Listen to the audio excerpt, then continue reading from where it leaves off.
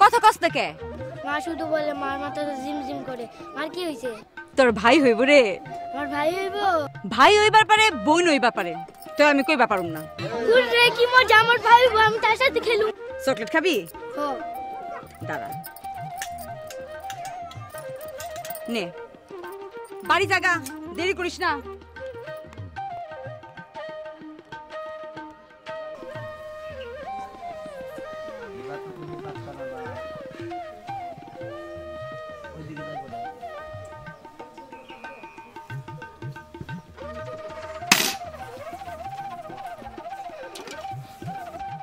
শুনছেন, তোর তো আপায় কইছে ডাক্তারের কাছে যাইতে।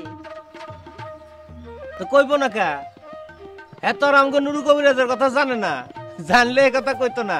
বাজান খেয়াল, তোর তো আপায় কইছে আমি যে ডাক্তারের কাছে যাই আর বাড়ি কাজ যে না করি। কয়দিন ধরে আমার শরীরটা অনেক দুর্বল লাগতাছে। তো তোমার শরীর দুর্বল লাগে, তুমি একটা জংলা গাছের গুড়া চাবায় খালি তো মিটা যায়, আর ডাক্তারের কাছে যাওয়া লাগবে কেন? হ্যাঁ, আমার আগের দুইটা পোলাপান জন হয়েছে, তখন কি তোমার ডাক্তারের কাছে যাওয়া লাগছিল কেন?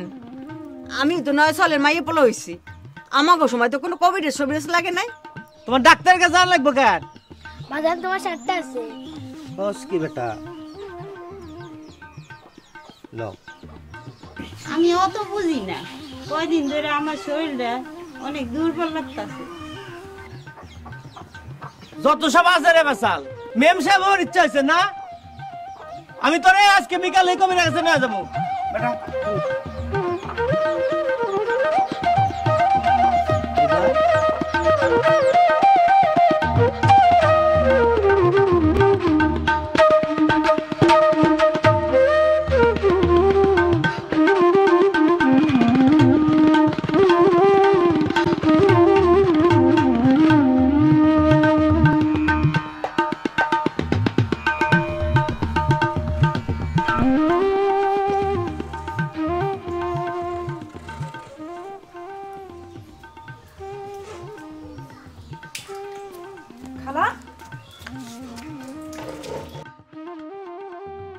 কি হইছে?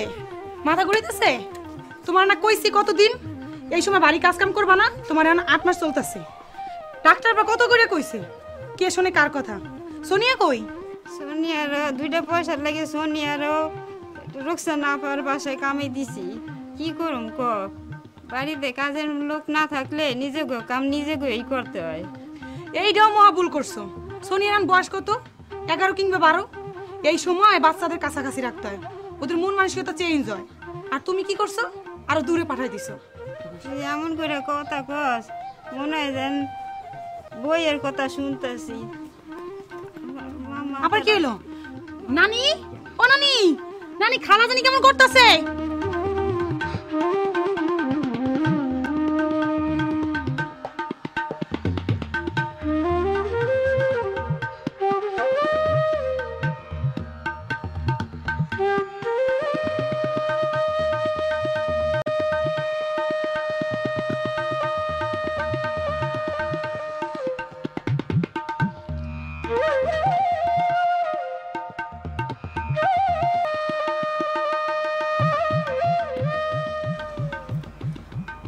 আপনার এখন 8 মাস চলছে, তারপরও আপনি কাপড় কাচ্ছেন, কল থেকে পানি তুলছেন, আবার পুষ্টিকর খাবারও খাচ্ছেন না, তাই না?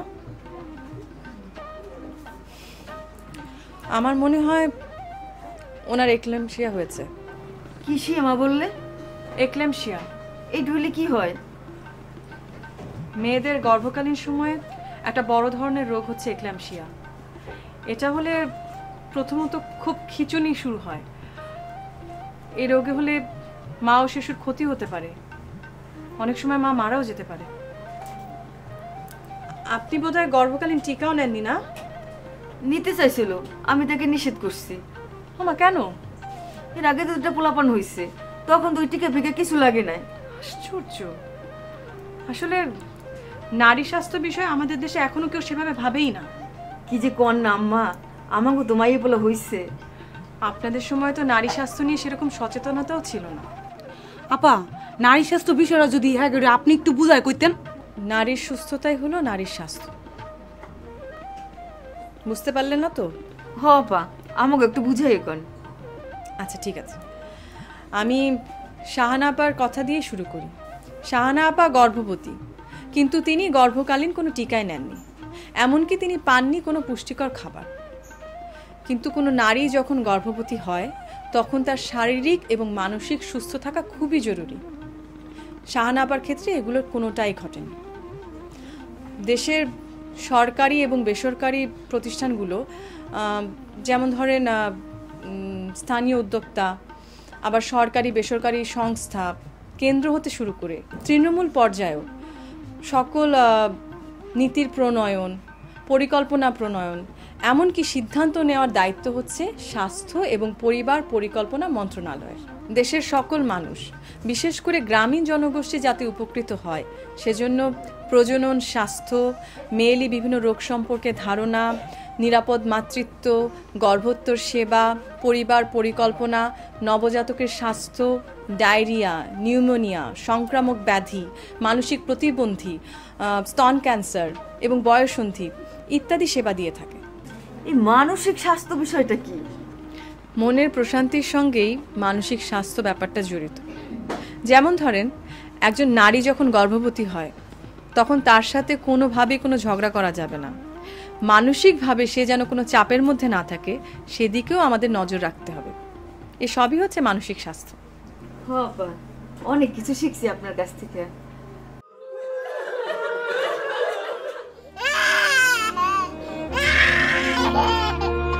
দাদু, মায়ের খুঁজো, তোর মা তো তোর দিয়ে মরে গেছে। কান্দিস না দাদু, কান্দিস না। কই পামু তোর মায়েরে? কই পামু? কই পামু?